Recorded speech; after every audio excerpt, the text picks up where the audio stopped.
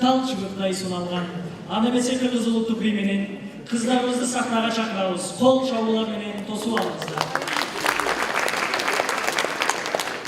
Dansın özelliği şiiri ve edebiyatı görsel boyutlara taşıyıp sahnede hareketler aracılığıyla yansıtabilmesinde yatar. İnsan bedeninden yola çıkan bir estetik form olan dans, duyguyla düşünceyi hareket diliyle ileten tek sanattır. Şimdi Kastamonu Üniversitesi öğrencileri tarafından hazırlanan Kırgız folklor dans gösterisiyle arkadaşlarımızı sahneye davet ediyorum.